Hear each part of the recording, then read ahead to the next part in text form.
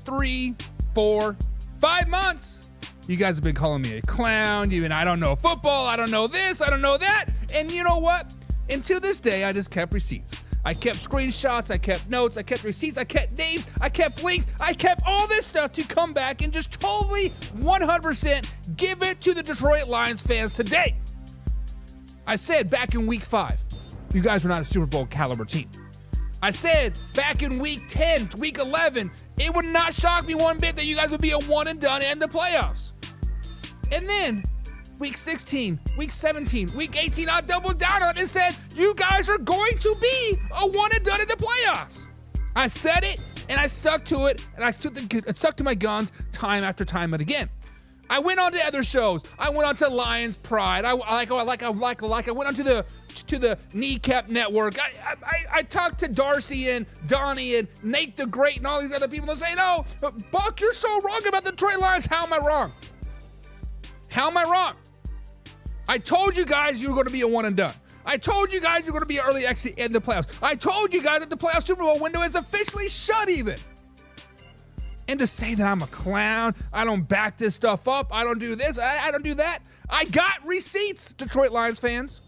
I got receipts. Come Friday, I put a compilation of all your guys' screenshots together. It's rendering right now. Right here on my laptop, it is rendering. I got a video for you guys. All your Buck's a clown, Bud Sticks, talk about kill yourself, do this, whatever. Detroit Lions fans, I come with receipts. I come with dates. I come with timestamps. I come with whatever you want. Just know the point that I was right. Just know the point that I was right about your Detroit Lions all time or all season long. Just know that no matter what you guys are going to say, oh, injuries, Buck, next man up. It's a Dan Campbell way. Next man up. I tried to give you guys a benefit of the doubt back in week 10. Hey, injuries are starting to pile up. Use your excuse now. No, next man up. Okay. And now all of a sudden you guys want to say, oh, injuries, coaching interviews, this. Receipts. I got receipts, baby. I got timestamps. Just know, Detroit Lions fans, I don't feel sorry for you at all one bit. I don't feel sorry for you at all one bit. You were at my throats all season long. I gave you guys an out. Week 10, week 11, week 12, hell, all the way up to week 14. I gave you guys an out. Using injuries as an excuse. Do something. But you didn't. No, Buck, we're better than that. We're better than your Kansas City Chiefs. We're better than everybody, than the Ravens and the Commanders and the Eagles. Well, we are them. Well, guess what? My man John says karma very patiently getting changed. I'm here for it. Cue that intro. Are you ready for the best damn NFL show on the planet? Man Hour Nation. Rise up. Yeah, hey, let's go. Hitting that gridiron, we going hard, we running the plays. You know the vibe, only the strong survive. Gotta keep your head in the game. Talking NFL, uncut, straight raw. Steady bringing that sauce. We about to take off. Get it hype, this man, our sport talk. Yeah, from the quarterback to the lineman. Everybody bringing heat. You don't really want to try them. Hey, who gon' win? It's a battle of the giants. This show is the flyest. Nobody can deny it. This is Man Hour. Sport Talk. Man Hour. Sport Talk. What team you reppin'? We keep it interesting. Who got another down? Who got that interception? This is Man Hour. Sport Talk. Man Hour. Sport Talk. What team you reppin'? We keep it interesting. Who got another down? Who got that interception? Let's go. What is up, Man Hour Nation? Michael Buckheischer here with the Man Hour, sort of a manhourradio.com. Check out that Explore tab, guys. Check out a little bit of this, check out a little bit of that. But most importantly, guys, in the link or in the description below, there's a subscribe tab. If you're on youtube.com, click on the members tab. If you're on facebook.com, click on the subscribe tab. Tonight, we have the After Hours show. We have revamped the After Hours show. We got my man Hoffy coming on Mondays and Wednesdays, and we are going to talk about a particular topic of today. Something that's grinding Hoffy's gears, right? And today we're going to talk about Lamar Jackson being a bust. So if you guys think that Lamar Jackson is a bust, join the after show. If you do not think Lamar Jackson is a bust, join the after show. Let's have a healthy discussion. That's what we're going to do in the after show, is do have the healthy discussion. So Mondays and Wednesdays, guys, join us there on the after show. We got to break it down. We got a great show for you guys on today. We're going to the AFC side of things. We're going to talk about the Buffalo Bills taking on the Baltimore Ravens. Man, can Lamar Jackson ever win the big game? That is going to be the question today. Can Lamar Jackson ever win the big game? And Josh Allen, guys, has officially grown up in front of our eyes the last 5 years. How good is Josh Allen? How good is Josh Allen? Is he the real deal? And who actually lost that game? Was it the Ravens that lost the game, or did the Buffalo Bills come back and win win that game? We're gonna talk about that as well. Talk about and then we got the Chiefs taking on the Texans, right? We got the Chiefs taking on Texans. Actually, it's the Chiefs taking on the referees taking on the Texans, right? It is the referees taking on the referees. We're going to talk about that. We're going to talk about the rest of the referees and whatever, right? And then we got a little bye, and we got a little bit of sell. We got Jayden Daniels, the best quarterback in the playoffs. Lamar Jackson will never win another playoff game in his career in Baltimore. And then Ben Johnson is going to Chicago. Ben Johnson is going to Chicago. What does that mean for Vegas? What does that mean for Vegas going over? And then we got a little bit of fact and a little bit of crap. And then we got snow game. We got the Lions Super Bowl window officially closing, and CJ Stroud is him. And then, of course, on the after show, we got Lamar Jackson. Is he officially a bust? Is he officially a bust? So, guys, we got that and much more tonight. So, this is a live interactive show. So, if you guys would be most inclined, hit that like button, hit the share button as well. And we will see your comments. We'll see your comments, and we will interact with them. Just like my man Ant here is in here today. What's up, Ant? What's up? Ant, Baltimore Ravens took the L. On the chin. And Ant, I'm sure you've been hearing it, right? Not from me. I've been trying to stay very, very chill about the Lions and the Ravens and the Vikings. I've been trying to keep my cool, but Ant, I'm sure you've been hearing it too, man. But what's up? And John says, you know what? My Detroit Lions just got outplayed. I am man enough to admit when I am wrong. John, you are right. Me too, man. We all admit when we are wrong, and it is what it is, right? But I was not wrong about the Detroit Lions. I'm just saying. I'm just saying. And Ant said, man, my Ravens really shit the bed again. Ant, see that topic number 2 there?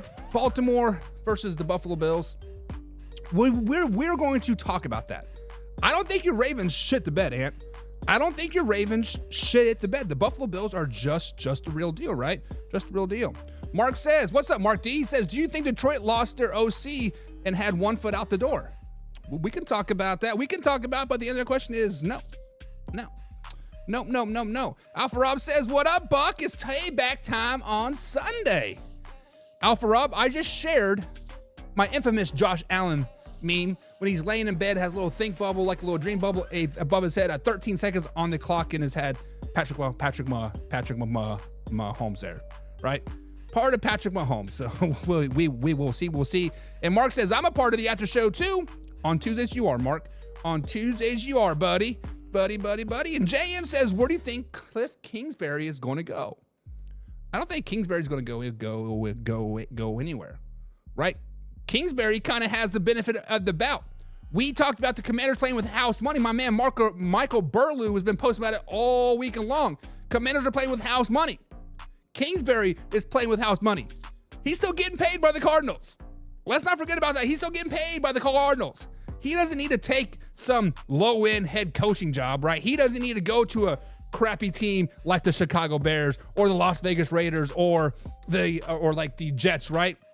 He doesn't have to go anywhere. He has options, and I think the Commanders are going to run it back, right? I think the Commanders should run it back, to be honest. And JM says, has the Detroit Lions windows closed with Ben Johnson leaving? And Factor Crap, JM, we will be talking about that. Nick's channel's over there at youtube.com. What's up, Nick? He says, I wanted the Ravens to make the Super Bowl, and I'm mad and I'm upset. Well, Nick, if you listen to the Man Hour, you are a new name here, so be sure to hit the subscribe button, man. We are live every Monday through Friday at 9 p.m., and they have an after show at 11 p.m. for members only. I would have told you that Lamar Jackson is going to lose to the Baltimore Ravens. I would have told you. You would have listened and you would have understood where we're coming from, but just know that he was going to lose, right? Kingsbury wants a head coaching job. Potentially. We can dive deeper into that once the Commanders lose, and we'll see what happens. Has Kingsbury interviewed in like anywhere? I don't think I've seen him linked to anywhere. And he's going to take interviews after the season. Sure, the only job that's going to be left, JM, is the Dallas Cowboys. So if he wants to go to the Dallas Cowboys, awesome. But with him taking interviews after the season, we will see, right? We'll see. But guys, let's get into today's show, and let's start off with the top, and let's talk about the Buffalo Bills taking on the mighty, mighty Baltimore Ravens. Guys, this was a game. This was a great game. I got to not have a dog in this fight, but I knew people that had dogs in this fight. My man Ant had a dog in the fight. My man Carson had a dog in the fight. Alpha Rob had a dog and like in the fight. And me and Carson were texting, and he was on his edge of his seat all game long. And me, as just a fan, was on the edge of the seat all game long. But the Buffalo Bills guys did outlast the Baltimore Ravens in the AFC Divisional Playoff battle, and they came out on top 27-25. Many of the pundits out there, many of the experts out there are going to say that Lamar Jackson cost them the game. Lamar Jackson did this, Lamar Jackson did that. And me, as one of the biggest Lamar Jackson haters out there, as I've been deemed, which I don't think I am, I'm just a realist, but I can anticipate a lot of you people thinking of where I'm going to go with Lamar Jackson tonight, right? But let's just cut to the case. Lamar Jackson ended up with 254 yards passing last night with another 39 rushing yards, which he was the offense, right? The whole second half, he was the offense. Simple as that. He led the Ravens down the field with just minutes left in the game for them to a chance to tie the game. They missed the 2-point conversion. Mark Andrews dropped a wide open pass. Two missed 2-point conversions in that game. But on top of that, Lamar Jackson did have 2 big turnovers in the first half. One interception where I don't know if it was a misread by Lamar or the receiver ran the wrong route. Either way, interception, and then the fumble that led to that 6 points as well. So the question that I want to ask you guys this.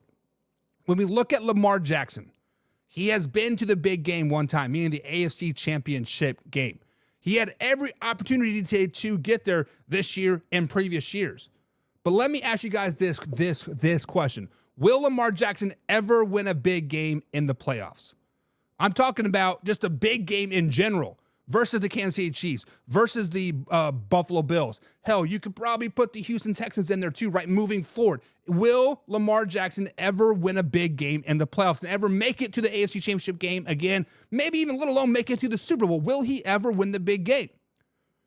Guys, when you look at Lamar Jackson's postseason career, he is 3-5 in the postseason. He has 3 wild card wins, or he has 3 opening game wins. Last year, they were obviously the first round bye. They played the divisional round. Then they won that game, and then they made it to the second round, which is the AFC Championship game. In those second games, guys, Lamar Jackson is 0-3. 0-3. He has not won a second game in the playoffs ever in his career. His team averages just 12 points a game in those second games. Him, on the other hand, has a 1-to-1 ratio of touchdowns to interceptions. He has 3 touchdowns to 3 interceptions in those second games. He also only averages 42 rushing yards in those games as well. In the opening games, he is 3-2.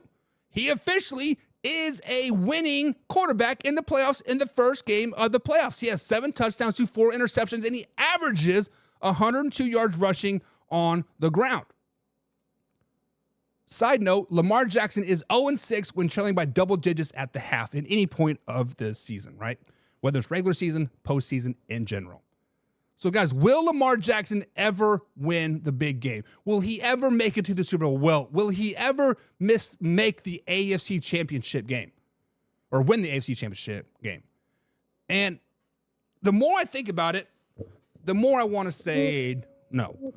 The more I look at other teams and stats and this and this and this, I want to say no. This year was the prime example. I don't know if it's Harbaugh. I don't know if it's Lamar. I don't know if it's just the culture in Baltimore in general. But for whatever reason, in that second game in the playoffs, they changed everything that they've done all season long to get to that point, and they totally change it. Derrick Henry had 16 touches in that game. Yes, he ended up rushing for like 84 yards, right? Whatever. But in that third quarter, that one drive alone, he had 60 yards. Derrick Henry was pretty much a non-factor. They're like, yeah, Derrick Henry, I know you are the king. I know we want you to call you Lightning McQueen now. We know that you get better in the fourth quarter, but you know what? We're not going to give you the ball. Lamar, we're paying you $500 million a season. Go win it this game. And guys, Lamar is not that type of player. Yes, he has spectacular moments. He has moments on the field that I cannot even fathom thinking in my head. Hell, have we even seen it on Madden? It's just crazy what he can do on the field. But when it comes nut crunch time, when it comes to 2-minute offense, when it comes to this and this and this, he just is a bad quarterback. And I understand he had the drive last night that could potentially seal the deal, meaning take the game into overtime. That was a great drive. I don't know what the Buffalo Bills were doing on that drive. They weren't rushing Von Miller. He was dropping back in coverage. They were playing some soft-ass zone, rushing 3 guys with like 2.5 minutes left, and they're just like, oh yeah, here you guys, just go score. But guys, the simple fact of the matter is that Lamar will never win a big game. He will never win a big game ever because of this right here. Because of this simple thing right here. Did I download it? Yes. Can you guys hear that? All year, this team has heard. Yeah, that's Josh Allen. Boom, boom, boom. Hang on. There we go. In situations like this, turnovers play a factor. Penalties play a factor. Tonight, the turnovers can't have that, and that's why we lost the game. Because as you can see, we're moving the ball wonderfully. Is hold on to the ball. I'm sorry for my language. Annoying. I'm tired of it. That right there, guys, is the exact reason why Lamar Jackson will never win a big game. That right there is the exact reason why Lamar Jackson will never win a big game in the NFL ever. Because it's never his fault.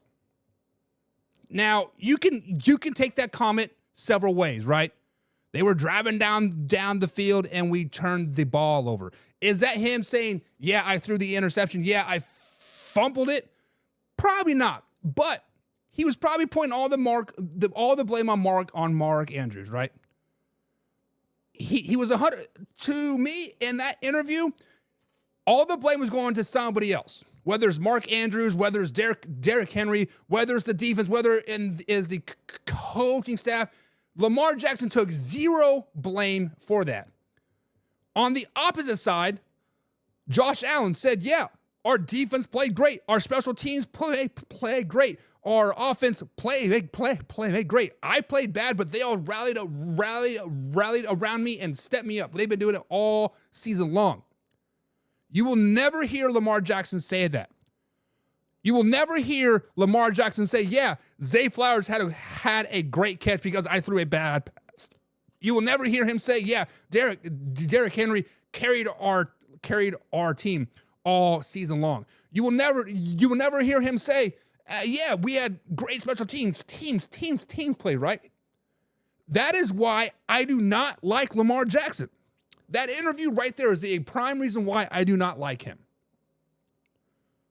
It's never his fault, always somebody else's fault. Until he matures, until he understands how to actually play the game of football in this big spotlight and not worry about me, worry about us. Guys, the Baltimore Ravens will be not a one and done, but they'll be a 2 and done in the playoffs year after year after year. The reason I say 2 and done is because they will probably make it that they will probably win their division and they'll play another game like versus the Chargers or versus the Broncos or maybe the Miami Dolphins, some subpar AFC team. And they'll get that win. All the hype will be rallied around them. And then they got to go and play the Buffalo Bills, or the Buffalo Bills come into town, or the Chiefs come into town. And they're just flat out superior. They're more mature. They're better coached, and they got a better head on their shoulders. I'm not trying to sound racist or whatever, right? It's just the simple fact of the matter is that he is not mature. So, guys, let me ask you this question. Do you guys think Lamar Jackson will ever win the big game? Me, I'm going to waffle around. It's Waffle Monday, right? No, but I'm going to say no. He will not win a big game as he's currently constructed, meaning blame everybody else, but praise me when we win. But when we lose, it's his fault. It's his fault. It's like a lie, like it's his fault. I can only do so much. Stop it. Stop it. JM says Mahomes was pretty bad the last time they played the Bills. He was. The Buffalo Bills outplayed the Kansas City Chiefs every aspect of that game. Was that week 11, week 12? But yeah, 100%. Alpha Rob says, I told you the Bills cannot stop the run, or they can stop the run when they want to. Alpha Rob, the Buffalo Bills balled out. The Buffalo Bills stepped up and they played their game. Now, let's just be honest, Alpha Rob, that third quarter, everybody and their dog, if you're rooting for the Buffalo Bills, you were a little bit nervous. You saw Derrick Henry run down your throats. But then the Ravens were like, that's enough of Derrick Henry. You guys got that little appetizer. Main course is Lamar. Come on now. Alpha Rob says, no, he will not ever win a big game. And I can see it now, Buck, because I'm going to clip this. And I'm going to say Lamar will never win a big game, right? And I'm going to be called a hater. I'm going to be called this and this and this. I can already tell, right? But the simple fact of the matter is Lamar Jackson is a very, very good talent. I don't want anybody to get that twisted. He's a very, very good talent. He can push the ball well down the field. He has the greatest athletic ability I've ever seen come out of anybody, right? It's just he is an amazing scrambler athlete, just a freak of nature, right? But when you cannot own up to mistakes, when you cannot elevate players around you, when you cannot do the simple things to make the rest of the team better, you will never, ever be good. You will never be good. As simple as that. Jim says, here we are acting like if you don't win the ship, it's a waste. As a player, sure, you only have so many years, but as a fan, all you can ask for is a chance to provide these players to be in the conversation. Jim, I know a lot of Baltimore Ravens fans that have been wanting to fire Coach Harbaugh for the last 5-6 years. I believe they're calling him Hard Bum, if I'm not mistaken, right? Because he also shits the bed in the playoffs. Whether it's not getting his team together, put out a good game plan, maybe not holding Lamar Jackson accountable. Somewhere there is a marriage issue, right? Somewhere there is a barrier that we just cannot get through. And sometimes, kind of like in life, Jim, right? You and your wife, we are great from 8 o'clock in the morning to about 11 o'clock at night. But when it's time to go to bed, the day's been long. She's a little cranky. I'm a little cranky. You're a little cranky, right? We just start to butt heads, and then we wake up and we're kind of just upset with each other at 8 o'clock in the morning. But then we have a good day. We get out, spread our wings, and we're happy again. But then in the back of our heads, like, man, is she on 8? Like, either way, the marriage in Baltimore is not 100%. It's 90%. It's 90% great. We keep bringing in outside influences, Derrick Henry, Zay Flowers, right? The defense wasn't very good, but our offense is clicking. Todd Monken, right? But something in Baltimore is just not clicking. And I don't know if that needs a coaching change. I don't know if that's a Lamar change. I don't know what it is, but something needs to change if the Baltimore Ravens are ever going to do it. And obviously, you are not going to trade Lamar Jackson, right? I think it's pretty clear that they want Lamar Jackson. They paid him 4-year, $325 million deal or whatever it was. Harbaugh has got to be the issue. And John says the weather played a big factor. Yes, before he retires. So, John, as the weather does play a factor in these games, the ball gets wet, it's harder to catch. The ball gets cold, it's harder, like it hurts your hands, right? The coldness, the weather, whatever affects the game. But it's not like it was just cold and snowy for Baltimore.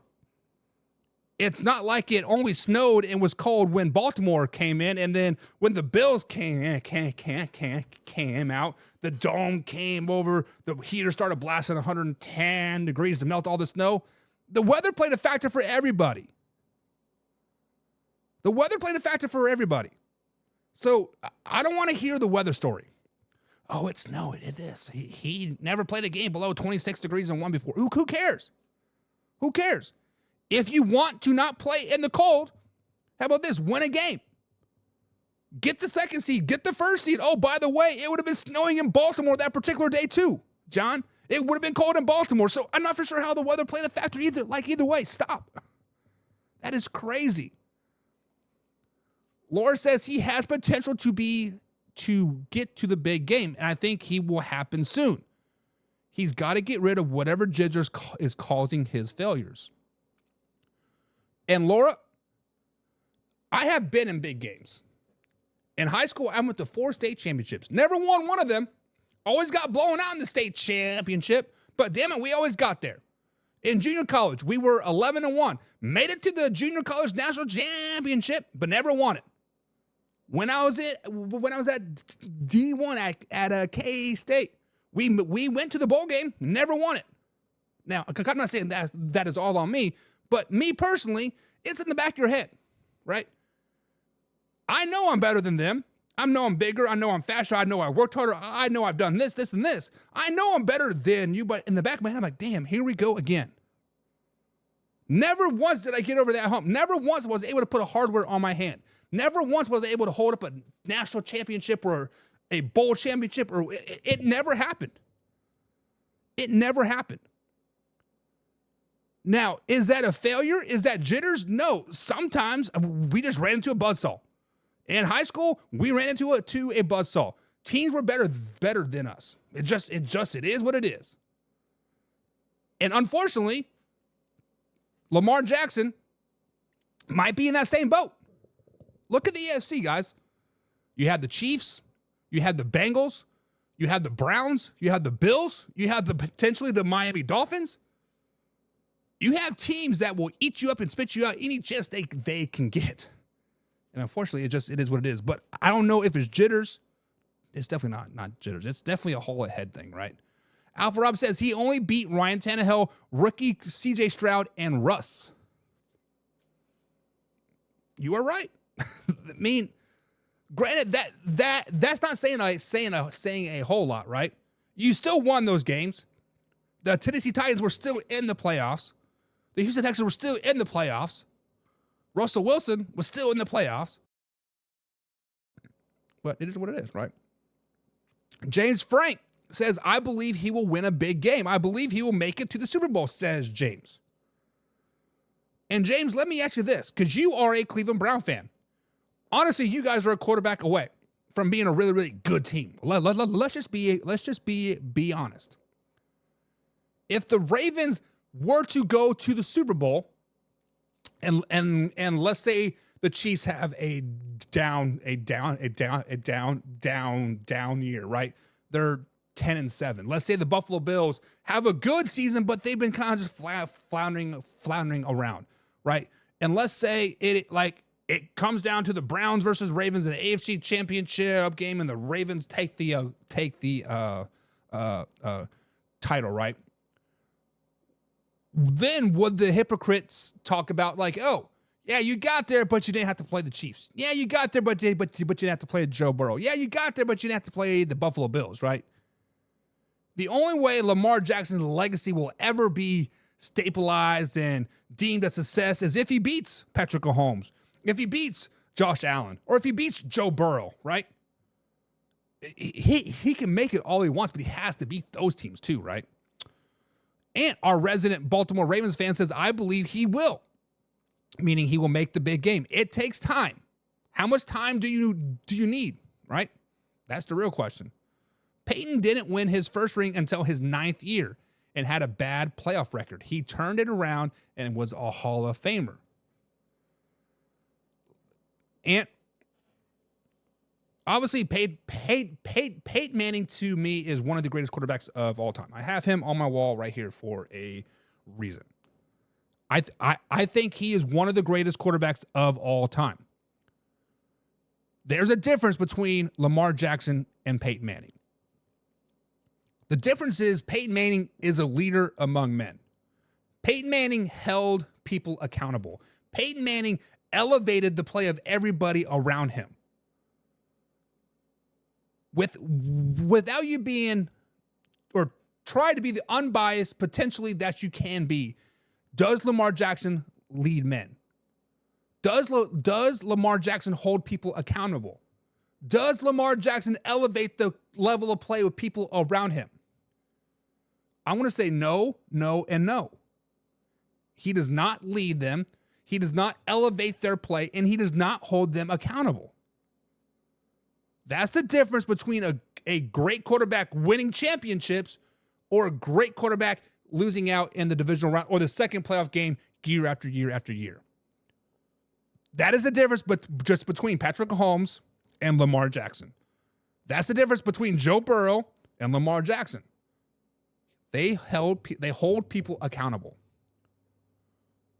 Jim says your problem with Lamar is in your own head. No, my problem with Lamar is he does not hold people accountable, Jim. He always blames everybody else. Even when he was here in Louisville, Kentucky, Jim. You are a Louisville native or a Kentucky native. We saw all the hype around Lamar Jackson, 10 years ago or whatever it was. Never once did he hold anybody accountable. It was, oh yeah, it's Lamar Jackson. You're the greatest thing since sliced bread. It was always put him up on this pedestal. Living rent-free in my head. He's not living rent-free. I'm just saying. James says, I hate Lamar twice a year, but I got nothing but respect. Dude has done nothing but evolve. I get he made a mistake, but he'll get his time. And James, I would agree with you if he would hold himself accountable. If Mark Andrews would have caught that ball, we would have won that game. Stop it. If Mark Andrews wouldn't have fumbled the ball, we would have won that game. Stop it. It's always somebody else's fault. What's the old saying when you have one finger pointing at somebody else, you have 3 pointing right back at you? We can't do that because we'll get fined. Laura says, Buck is just a purple hater all the way around. I am. Alpha Rob says he's so annoyed with himself. Lamar Jackson annoyed with himself? Is that what you're saying about that interview? Neither did the media. They blamed Jackson. I mean, when you lose games, Alpha Rob, this is a quarterback-driven league. If Josh Allen would have thrown for 500 yards, 5 touchdowns, 0 interceptions, and then the Buffalo Bills would have lost that game, all the blame would have been on Josh Allen. If Lamar Jackson would have thrown for 500 yards, 5 touchdowns, 0 interceptions, right? But he fumbled the very first snap of the very first play, the game. Like, oh, he fumbled the ball back in this play. It's all his fault. That's why the quarterbacks get paid. It's to take these falls, right? But Lamar Jackson, he is a man. Let's just be honest. He is a man, and men don't like to get blamed for shit. We can leave the toilet seat up. We can leave a big old honking steaming pile of turd right there on the floor. You can write your name and pee in the snow, and your wife like, did you do that? I'm like, no, it wasn't me. Right? Deny. It was their fault. It was their fault. And says he took accountability in the interview for his play. And when I listened to that interview, granted it was 10 seconds long, I did not see him taking accountability. I see him putting blame on other people. We were driving down the field and we fumbled the ball. We dropped the pass. We did this. Yes, you can take that interview any way you want. As a hater, you can say he was pointing blame on everybody else. As a Lamar fan, he's saying, yeah, he was taking like blame. And like, I'm trying to be unbiased as I can. But when I hear that interview, and I understand he is upset. I understand they missed two-point conversions. I understand he fumbled the ball, threw the interception. Mark Andrews had the fumble, and like I get it. You are mad. Oh, you're emotional. But sometimes you got to say the politically correct answer. Yeah, we will bounce back and we'll do better. You know, we didn't play our greatest game today, but you know what? We're going to do hard work in the offseason and we're going to get back and we're going to win this game. That would have been the correct answer. James says, I'm back on being the delusional Browns fan. I am where we're taking the Ravens out of playoffs next season. I say I told you all next season in December. It's January, buddy. Mark says, Henry only had 16 attempts. Definitely not enough. You're right, Mark. Only 16 is not good enough. He needed at least 25. Needed at least 25. My man Carson Lang says, I don't know what I missed out on, but Lamar ain't him. When the Ravens need a drive to get to the game, they looked the ball out of Lamar's hands and gave it to Henry. Yes and no, Carson. If you're referring to the third quarter, yes, Derrick Henry ran north and south for 60 yards, right? Was it 69 yards? Whatever it was. He ran the ball down the Buffalo Bills' throats. But with 2.5 minutes left, Lamar Jackson was throwing the ball. You weren't giving the ball to Derrick Henry. Pay the man. Pay the man. John says the Buffalo Bills and the Minnesota Vikings have high school championships. Yeah, about that. Mark says he has to deal with Mahomes, Allen, and Joe Burrow. It's going to be tough for him. Yeah, I mean, honestly, the AFC is loaded. We're going to talk about this more about CJ Stroud and the Texans coming up. But the AFC, honestly, there's 10 teams right now that can give you a run for your money. The Chiefs, the Bills. I'm going to throw in the Broncos up there. I'm going to throw up the Chargers. I'm going to throw up the Browns. I'm going to put up the Bengals. Hell, the Miami Dolphins, if they can figure out their quarterback play. Guys, the AFC is pretty loaded. The AFC is pretty loaded. John says something Buck would say for 100, Alex. Jesus. Manning is the GOAT, Carson, my man, right there. Peyton Manning, Hall of Famer for a reason, baby. Brandon DeBrand says, can you answer my question? What is your question, Brandon? What is your question, buddy? Josh Stano says the Patriots going to sign Ron Stanley, trade for A.J. Brown, and draft Abdul Carter, calling it right now. Be prepared for the Patriots to come back in a few years. If that happens, there'll be bad news for the Eagles. Bad news for the Eagles. James says that's facts. Miles and the crew ain't going to let game like that happen again. Mark D says PFM. What does PFM mean? Patrick effing Mahomes, baby. Let's go, Mark. There you go. I'm glad you finally jumped on the bandwagon. About 3 seconds and 40 times. What are you guys talking about? Peyton was great. Peyton was great. Brandon says Lamar never said that. What are you talking about? What are you talking about, Brandon? Let me bring up that interview back up here. Boom, right there. We will cut it to Lamar Jackson's part. This is Josh Allen praising everybody, right? There we go. Cut to Lamar here in a second. Situations like this, turnovers play a factor. Penalties play a factor. Tonight, the turnovers can't have that. You know, and that's why we lost the game. Because as you can see, we're moving the ball wonderfully. Is hold on to the ball. I'm sorry for my language. Annoying. I'm tired of it. So Brandon, what did Lamar not say? I'm asking for a friend at this point. That is directly from the post-game interview. He is still in his hood. He is still in his cold weather gear. His feet are still probably freezing at this particular point. What did he not say, Brandon? Jim says, on your head, clean your glasses. Man, these are brand new glasses. They're freshly clean, brother. Pepe says, Lamar is a great quarterback, right up until it matters. It's never going to happen for him. I agree. Hoffy will be joining me on today's after show, guys. If you are a Pigskin Pundit, we have a members-only stream talking about if Lamar Jackson is a bust or not. But Hoffy says Lamar Jackson is your ideal recess quarterback or men's football league quarterback. There's more to the NFL than just skill. Ooh, Hoppy with the facts, baby. Slow it down. And says, I hope that we get the same energy when Allen if he loses to the Chiefs because he ain't played that great against my Ravens. And as you are correct about Josh Allen, I think he only had 125 yards passing. Actually, I think they only had 144 yards rushing total as a team. The Ravens outscored the Buffalo Bills on every aspect, passing, rushing, defense, special teams, whatever, right? But the Buffalo Bills came out on top when it did matter the most. Josh Allen has grown in front of our eyes. It was 3rd and goal. I believe the score was 23-14 at that particular time. They did a little tush push, and Josh Allen got stood up. James Cook was there. You thought Josh Allen was going to pitch it.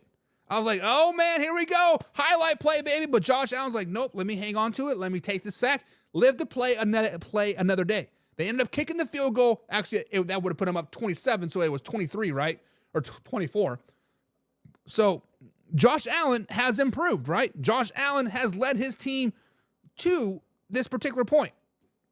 But yes, you are correct. If Josh Allen has a bad game, actually, no, not even if he has a bad game. If Josh Allen loses to the Kansas City Chiefs for the 4th time, 0-4 against them in the playoffs, he is going to get that energy, 100%. And Brandon says Lamar blames himself too much. I think that's what you are trying to say. And no, he does not blame himself at all. It's always somebody else's fault, Brandon. It is always somebody else's fault. And when he doesn't say it, you, the fans, Brandon, say, oh, we need a number 1 receiver. Myself and Wayne G had a discussion about this just a month ago. The Ravens don't have a number 1 receiver. But yet, when they're winning all this game, this is not a big deal. But the minute they start to lose, the minute this thing start to get a little bit tough, oh, they don't got this, and this. That is the problem with the Baltimore Ravens. That's the problem with the Baltimore Ravens fans. That's the problem with the Lamar Jackson. That is their problem, 100%, Brandon. You right there just triggered me because this is the problem with the Ravens. It's all hunky-dory until it's not. Oh, Lamar Jackson's winning us games. We don't need a receiver. We don't need Derrick Henry. We don't need this. We don't need the defense. Lamar Jackson's great. But the minute you guys lose, we don't have a number 1 receiver. Our coaching sucks. Our defense has been bad all freaking year. It's never Lamar. Hey, you know what? Maybe Lamar Jackson just played a bad game. If you guys would have said that, hey, that interception sucked. That fumble, he shouldn't have fumbled, right? We would have had a totally different conversation. But everybody in the comments, except for maybe Ant and then maybe a couple other, are like, oh, we need this, and this, and this. Just stop it. That is the problem with the Baltimore Ravens. Just stop it. Stop putting them up on this pedestal. Omega said he had to turnovers first. No, he said we had turnovers, meaning Mark Andrews. Killer MC 305 said the Baltimore windows has closed. I don't think it's closed. As long as you have Derrick Henry, and as long as you give him the ball, that window's wide open. Right? Window's wide open. Emotional damage. Hoffy says, let's remember when there was a minute 30 left on the clock, Buffalo wasn't struggling offensively and very well would have put at least 3 in the wee bit like they left 13 seconds on the clock for Mahomes. Bills should beat the Kansas City Chiefs so the rest don't cheat. Okay, here we go with that. Mark says Peyton Manning sucks. Mark, as a Broncos fan, you should be groveling from Peyton Manning's penis. Let's just be honest. Let's just be honest. But guys, let's talk about who actually won that game. Let's talk actually about who won that game. Who lost the game. Because we saw Josh Allen grow up in front of our eyes, guys. From the last AFC championship game that he was in, Josh Allen is night and day better. Let's just be honest. But the question is, did the Buffalo Bills win this game, or did the Baltimore Ravens lose this game? Derrick Henry had 16 carries for 84 yards. 60 of them came on one drive alone in the third quarter. Derrick Henry had a huge drop pass. I believe it was in the first quarter. If he would have caught that, he probably would have scored. 22 mile an hour, 160 yard pounds running down the field. You ain't stopping that, man. Mark Andrews had 8 drops, 1 fumble. Just while Josh Allen had 127 yards passing, and the rest of the team rushed for 147 yards.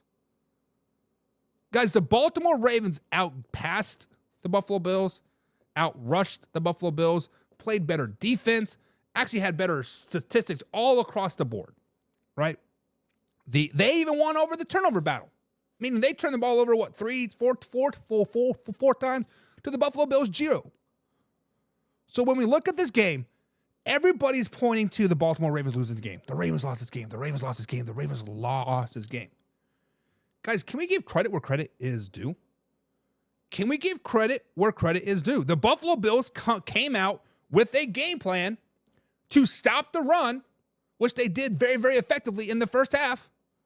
You take away that one third quarter drive where they rushed for 69 yards, that one drive, run.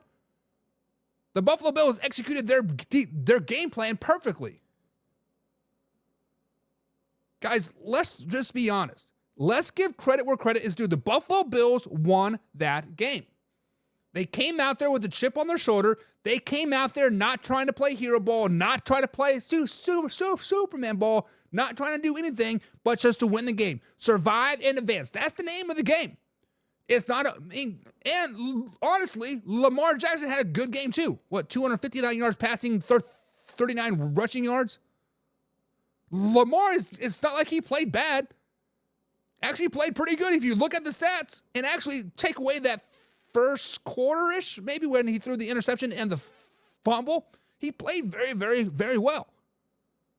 Guys, the Buffalo Bills just simply outplayed the Baltimore Ravens that particular game. So I don't want to see any blame on Mark Andrews for dropping the pass.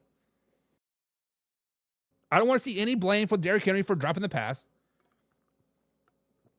I don't want to see any blame about Derrick Henry not getting the ball, doing this, and this. Maybe, just maybe the Buffalo Bills. Actually, the Buffalo Bills won the game. So, guys, when you ask this question, did the Buffalo Bills win the game or did the Baltimore Ravens lose the game? I have to say the Buffalo Bills won this game. It's simple. They won the game. The Buffalo Bills were not the better team. They weren't. Let's just be honest. They were not the better team. They were not the better athletes. But they were better coached. They were better prepared. And they've been there and they've done that, right? Back to the championship. Buffalo Bills won that game, guys. Buffalo Bills won that game. And Alpha Rob says that was the game plan. Carson says, how many turnovers did Josh Allen have? I believe he had 0. He had 0, Carson. Josh Allen played a flawless game. If we're playing high school, 127 yards passing is not that bad. I'm just saying. If you're in Indiana at a 3A high school, that's not that bad. Alpha Rob says, yeah, I thought Allen was going to pitch it and like pitch it to Cook, and Josh like, no, listen, you play that play over 3 years ago, 4 years ago. Josh Allen pitches that ball. Josh Allen pitches that ball, and that game is over. 100%. 100%. Mark says that's all he knows how to do. Are you talking about me? Laura says accountability is the key to the whole team's locker room. It is. It is. And Alpha Rob says, listen, Mark Andrews did not fumble that ball. Bernard made a play. Alpha Rob, you are 100% correct. Matter of fact, if Bernard does not get that little pinky finger on the ball and knock it out, Mark Andrews might score. There's a lot of green grass or snowy grass in front of him, right? Bernard made a hell of a play. Yes, Mark Andrews does get counted for the fumble. He did catch it, switched it to his left hand, right? Got punched out. Whatever, it is what it is. Bernard made a hell of a play. You are correct. Laura says, whoa, slow it down, baby. They outplayed them, meaning the Ravens just didn't outscore them. Ooh. Okay, Laura. Alpha Rob says the Bills' game plan was to stop Henry and Jackson from running. And they did it pretty much flawlessly until that third quarter. And says the drops, the penalties, and the turnovers all played a factor in the loss.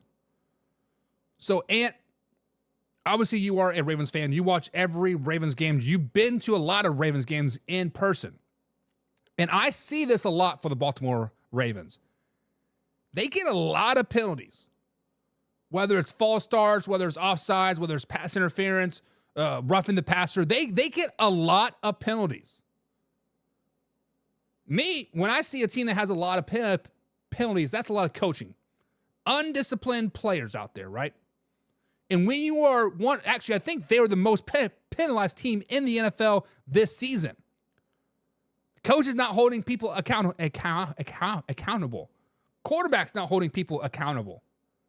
What makes you think that's going to all of a sudden change in the playoffs? What makes you think all of a sudden that's going to be a game changer and the penalties aren't going to cost you a game? It is. I mean, it is. James says the Buffalo Bills definitely won that game. Definitely won that game. And Ant says, no, we got to blame Andrews for that drop. You got to make that catch, especially when you're the highest paid tight ends in the league. Ant, let me take it one step further. Mark Andrews is running an out route on a snowy field where you have very, very little traction. You have a defender that's pretty much on his hip. He had about a half a yard separation. Lamar Jackson threw that a little bit behind him. If Lamar Jackson would have put that in his chest or let him a little bit instead of throwing it behind him, he would have scored. Would have caught it. But the fact that Mark Andrews had to lean back like just like this, in both hands, it's slid out. Hey, see, it can go all the ways you want, man. Ant says, especially on the offense, too many false starts. They were the top 5 in penalties. That is tough. That is tough. But on the bright side, guys, we got to see another classic showdown. We got to see another classic closeout. Lamar Jackson versus Josh Allen. Two top MVP quarterback candidates this season, and we got to see them play yet again. Guys, we have seen Lamar Jackson and Josh Allen play before in the playoffs. Lamar Jackson got knocked out early, I think it was the second quarter with the concussion. We saw them in the regular season play. Guys, is this a battle that we want to see for years to come? Is this a battle that we really want to see, Josh Allen versus Lamar Jackson year after year after year? I mean, I personally love it.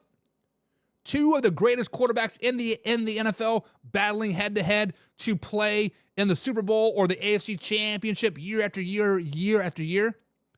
Yeah, let's see it more, right? Let's see this more. This reminds me of like the early 90s basketball, right? When the Knicks and the Pacers would like always play, they would always battle to see who would go play the Bulls in the conference championship, right? Or the Bulls and the Pistons, right? This is quickly becoming one of the greatest rivalries out there because it is honestly kind of evenly matched. When you look at the Buffalo Bills and the Baltimore Ravens, they're pretty evenly matched. You could throw the Chiefs in there; they're pretty evenly matched too. Actually, I think the Chiefs are probably a step behind both of these teams right now. But yeah, this is a thing that I want to see for years to come. What do you guys think? Do you guys want to see it for years to come? Carson says, Andrew still caught it. You got both hands on it, you got to catch it. You touched it, you caught it. Carson, you all know about touching stuff and catching stuff, right? Get from the herbs. But let's talk about the other AFC game out there today, or Saturday, right? Let's talk about the game that started the divisional round playoffs, and that's the Kansas City Chiefs dominating the Houston Texans in yet another 2024 NFL season with their most recent victory over the Houston Texans. The Kansas City Chiefs won the game 23-14, and as they were outgained in yardage and whatever, this and this and this, they still won the game. Many other people are saying the only reason why the Kansas City Chiefs won were because of the refs. My man Mark D is one of them. all week long. That's all Mark did was text us memes about referees and the Chiefs, right? But guys, Patrick Mahomes and the Kansas City Chiefs played a very, very clean game. Very, very clean game. Let's just be honest. And Patrick Mahomes and Kansas City Chiefs are now 7-0 in the divisional round. Guys, can we start to give the Kansas City Chiefs and Patrick Mahomes some credit and stop blaming the referees? Can we give them, meaning the Kansas City Chiefs, credit and stop blaming the referees? Because when you go to 7 straight AFC championships, it takes a lot of hard work. It takes a great team, it takes a great coach, and it does take a little bit of luck. Let's just be honest. Anytime you do 7 times in a row in a team atmosphere, it takes a little bit of luck. Right? Patrick Mahomes has played 19 career playoff games. 19. He averages 700 or 279 yards passing per game, 6 touchdowns to 1 interceptions per each playoff run. He has a QBR of 105.6. He is a great quarterback in the postseason. Put some respect on his name. The first year that Patrick Mahomes was in the playoffs, he played in the AFC Championship game versus Tom Brady. They actually would have won that game if Dee Ford wouldn't have lined up offsides. When Dee Ford lined up offsides, Tom Brady threw an interception. And when you gave the New England Patriots and Tom Brady a second chance, they did not make that mistake. And guys, since that 2018 AFC Championship game, the Kansas City Chiefs almost played nearly perfect in the playoffs. They learn from their mistakes. They have great coaching, great teammates, and a little bit of luck. Even since 2018, guys, they are 90-26. Since 2018, they only allowed their opponents 21 points per game in the postseason, and they score 28 points per game. And then let's say, the referees, right? Since 2018, the Kansas City Chiefs have been penalized 737 times. That ranks them 15th in the NFL. That is more penalties than the Baltimore Ravens. That's more penalties than the Buffalo Bills. That's more penalties than the Denver Broncos, the New England Patriots, the Tampa Bay Buccaneers, the Chargers. Just to name a few. They get flagged a lot. Dead middle. So guys, can we officially stop saying that the NFL is rigged? And the Kansas City Chiefs and the refs versus the other team, it's as the Houston Texans say, it's us against everybody, right? Can we just stop it with that? Give credit where credit is due. Give credit where credit is due. Guys, the Kansas City Chiefs are the real deal. They've learned from their mistakes from 2018. They've learned from their mistakes in 2020. They learn from their mistakes and they get better and better and better. When you have a well-disciplined coach team, you are going to win a lot of games. Stop with the refs crap. Move it on. So, guys, can we give the Chiefs some credit? Can we give the Chiefs some credit? Gordo2313 says, let's go Pinnique Chiefs. I think it means Kansas City Chiefs. Laura says, boo, F those Chiefs. Okay. And Ant says, some of the worst roughing the passer calls that I've ever seen. Ant, first things first. That first roughing the passer call, I have a slow shot picture of it on our Facebook page. I want you guys all to go over there. Facebook.com/manhour NFL talk. Find that picture and tell me if you see contact with Patrick Mahomes' head with the crown of the helmet from the defending. I believe it was Daniel Hunter. No, it was Will Anderson Jr. Was there any contact with his head? Yes or no? If the answer to that question is yes, it is roughing the passer. If you hit anybody in the head forcefully, it is roughing the passer, or it's actually a personal foul. So yes, that first one was roughing the passer. The second one, it was not roughing the passer. It was a head-to-head contact, right? Patrick Mahomes was scrambling down the right side of the field. He could have ran out of bounds and would have called it a day, moved on. He decided to cut back, try to get a couple more yards, Texans quickly collapsed on, which is great pursuit. I love their pursuit angles like on that particular play. And then he slid down late. In the process of that, he did get hit in the head yet again. Now, watching it live and hearing it live, you heard the boom. I thought Patrick Mahomes was dead. Watching it live, hearing it, I was like, whoa, that was a big hit. Now, watching it back slow motion and seeing that he did get hit in the head, but most of the head-to-head contact was from the Houston Texans players like selves. That was a gimme call, right?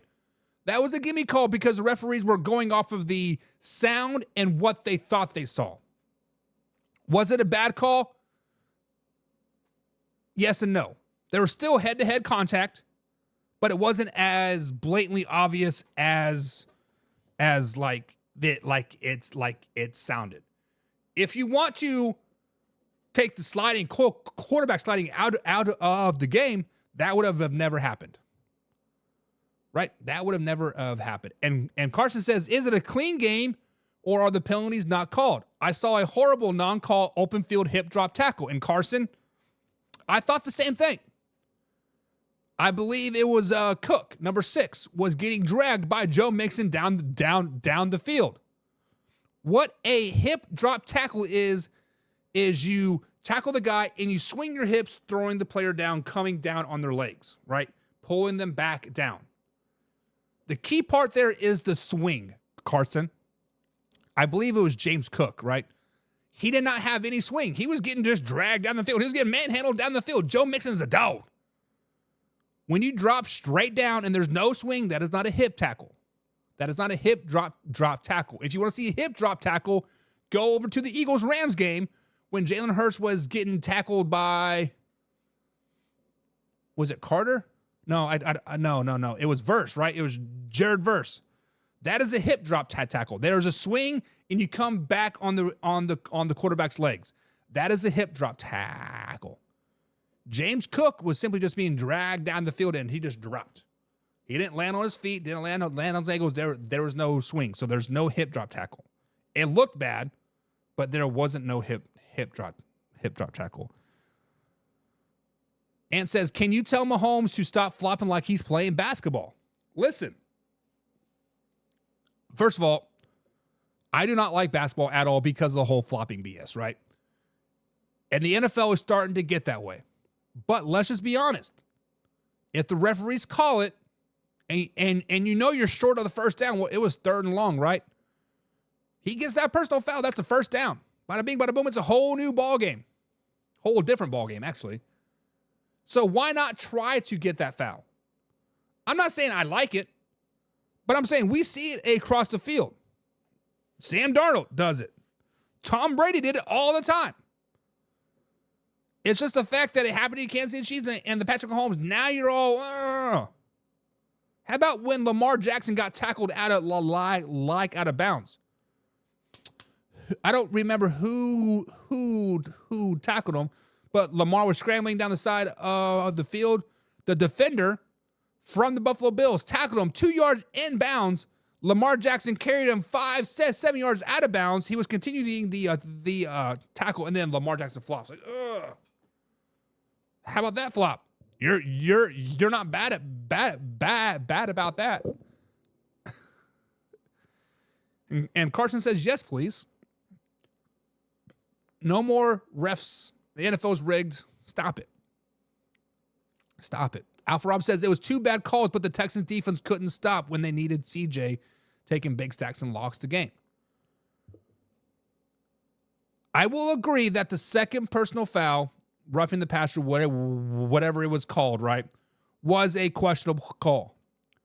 There was still head-to-head contact, but it was questionable, right? Like I said, the sound and the speed of what we saw, we're like, everybody's like, oh, right? But you were right. Texans shit the bed.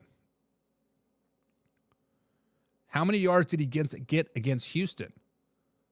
They were under 200 yards till the fourth quarter total offense, John. The Kansas City Chiefs offense The Texans defense played great. Let's just be honest. He played great. James says, I was happy to see my guy Kareem got a touchdown and had a few nice runs. Listen, Kareem Hunt's been a dog all season long. James Frank.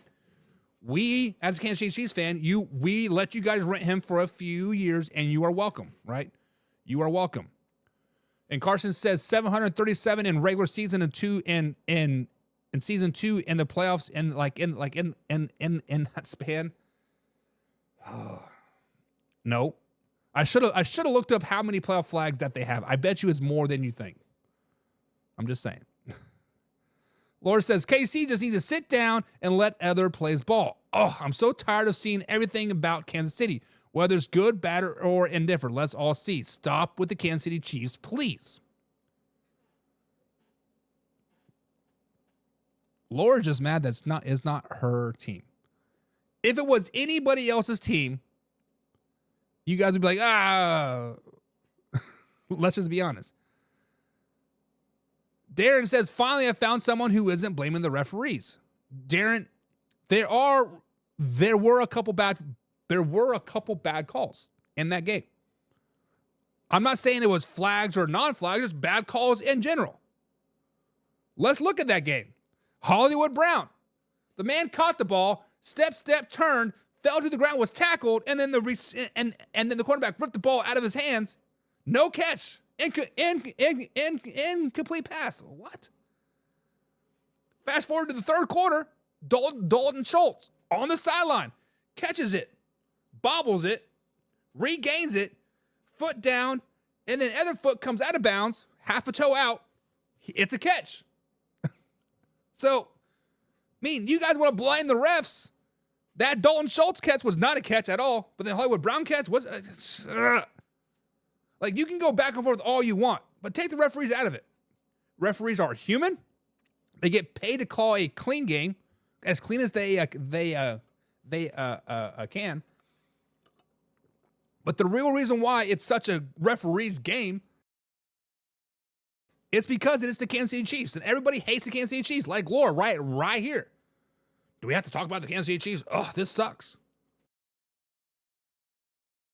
The simple fact of the matter is when you're good, we're going to talk about you. It is what it is. It is what it is. James says, I'm still mad about the no PI call against my Browns in the playoffs a few years ago. If you want to go that route, how about the non-pass interference call? The Buffalo Bills tied in. What was it? No. What game was that? Can't remember what game it was, but the Buffalo Bills, I believe it was the Buffalo Bills tied in, threw the cornerback down was wide open.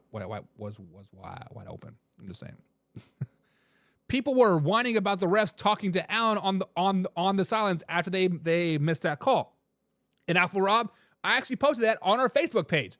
I said if that was Mahomes, we would be hearing about it non-stop. Oh, he's getting blown on the sidelines for doing this, right? I'm pretty sure the referee was basically telling Josh Allen to shut up, right? But if that would have been done to Patrick Mahomes, he's apologizing to Patrick Mahomes. We'll get the call next time. It's just crazy, right? James Frank says someone on X is Mahomes' cheat on wife. What? And says, Buck, stop being delusional. Your quarterback gets calls that non-quarterbacks will get, including Allen and Lamar. Lamar got tackled out of bounds last night, and Allen got hit late. And Lamar's Jackson tackle out of bounds. That tackle started inbounds, 2 yards inbounds. The play carried out of bounds 7 yards. Yes, it did look bad, but if you watch the whole aspect of the play, the tackle started inbounds. What is the player supposed to do? Is he supposed to just let go and put all of his body weight on Lamar Jackson? Because when he breaks his leg, then you're going to be here, cheater. Come on. Now, I'm not for sure which hit you are talking about Josh Allen, but talk about flopping and whining. Josh Allen does it more than Patrick Mahomes. Sit there and watch Josh Allen. Every time he gets hit, he's like, face man, hey, come on. I'm not being delusional. I'm being a realist. And the realist is I'm getting sick and freaking tired of Oh, the only reason why the Chiefs are winning is because of the referees. How about Patrick Mahomes averaging 270 yards passing in the postseason?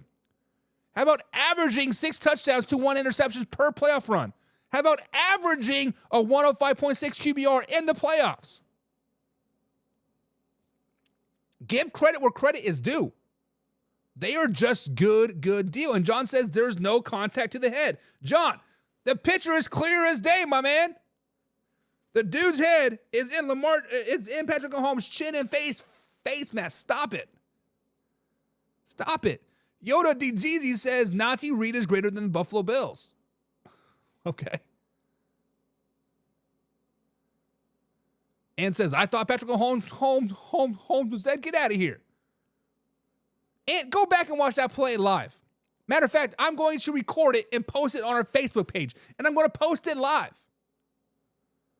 That was the hardest hit that I've heard all weekend long. Actually, probably all playoffs long. The Houston players hit themselves pretty tough. I'm surprised none of them were in concussion protocol after that. Let's just be honest. But if Patrick Mahomes' head was just a little bit higher, if he had a little bit bigger afro, he would have been dead. He would have been dead. Yoda DeEasy said Chiefs are winning it all. They is. Carson says the head-to-head contact, as you say, the Texans on Texans. Look at the video, Carson. Look at the picture. It's a still pitch over at facebook.com/manhour. I posted it. His head is on his Patrick Mahomes' head. Stop it. Stop it. John says, I hear him waffling about this. I'm not waffling about different. And here we go.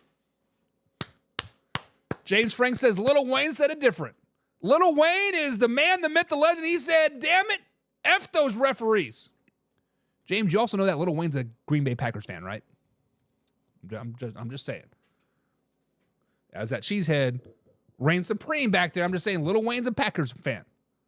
I don't understand how he's from New Orleans or whatever and a Packers fan, but hey, whatever. Carson said it was on the tight end, caught on the sideline. Schultz is a tight end, I do believe. Was that the game that was it Schultz that threw the Kansas City Chiefs defender down? I have to go back and look at my Facebook post, but I don't remember what game it was. But there was a tight end running just a simple 10-yard in route, chuck the defender down, wide open, boof. Actually, I think you're right, Darren. I think you are right. I think it was Schultz because I just looked and I said, how is that not an offensive pass interference on like Schultz, right?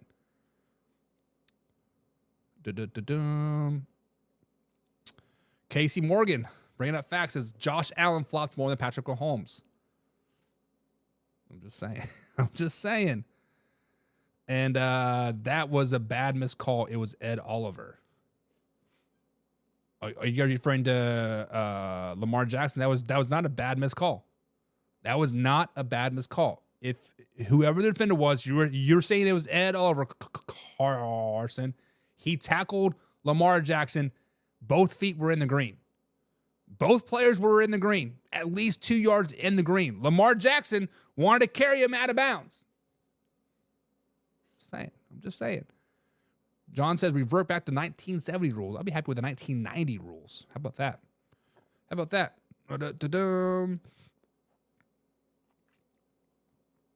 Alpha Rob says Mahomes and Allen's both take advantage of the rules. They're master in its strategy. I mean, if the rule is there, why not exploit it?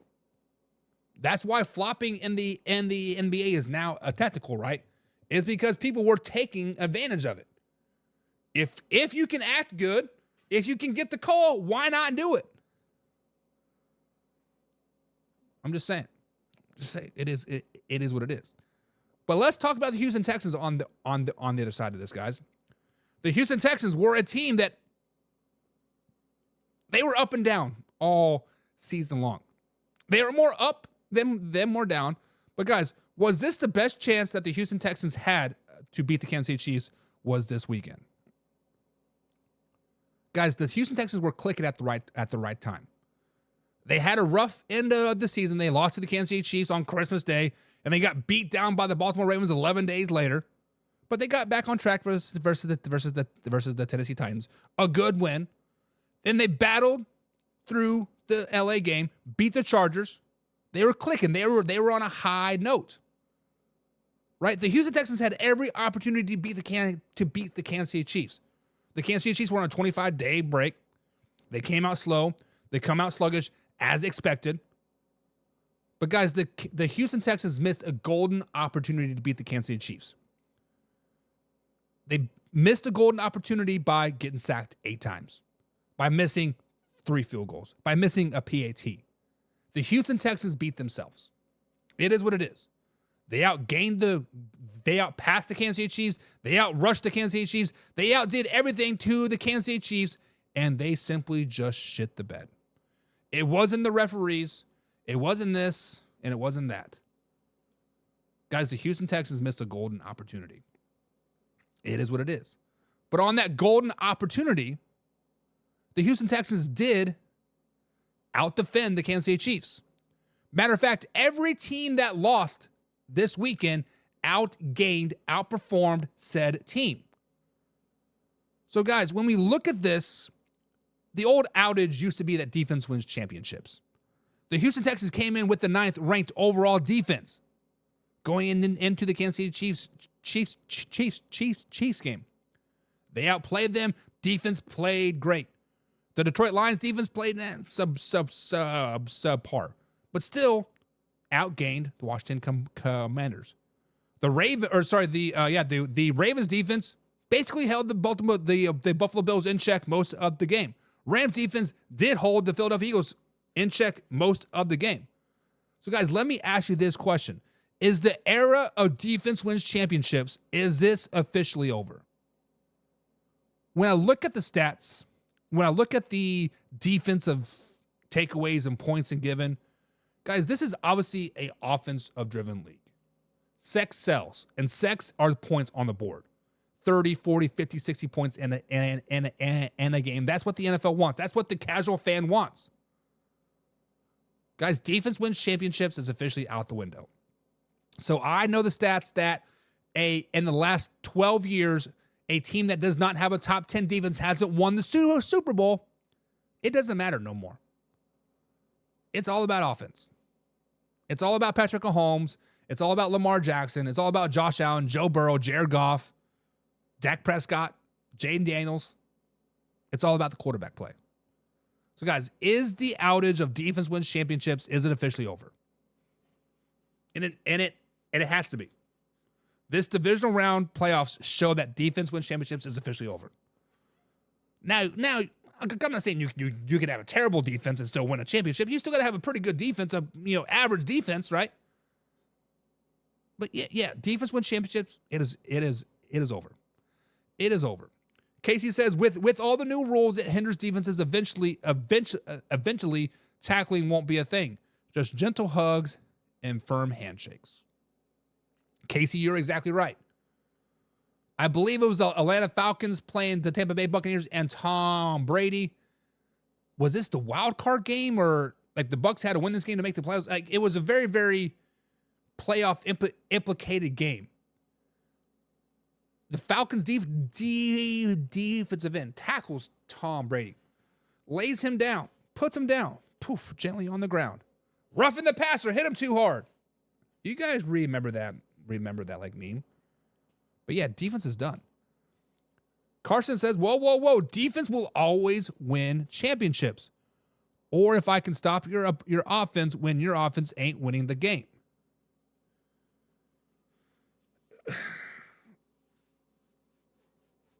I don't think I agree with that, Carson. Defense is done. Me as a defensive guy, me as a defensive coordinator, me as a defensive-minded head coach, defense is done. It's done. John says defense is responsible of 50% of the total points to win a championship. John, I like where your head's at, but your math is not mathing. Your math is not mathing. You were forgetting about special teams, John.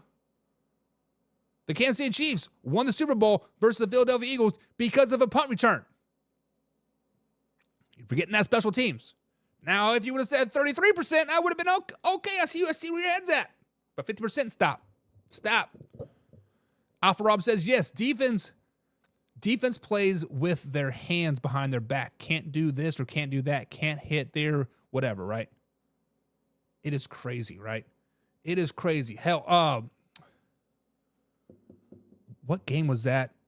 It had to have been the Eagles game. Was it Devontae Smith was running down the field? He got rocked. The Rams defender rocked him out. And people are like, oh, he hit him too hard. It was a 15-yard personal foul. I thought it was a great hit. Helmet on the ball, jarred the ball loose, big hit. 15-yard foul, first down. I think the Eagles actually came down and scored that very next play. So, yeah, you are right, Alpha Rob. Defense is definitely playing handcuffed. 100%. Carson says, yes, the NFL protected Brady like they're currently doing your boy Mahomes. Sex sells.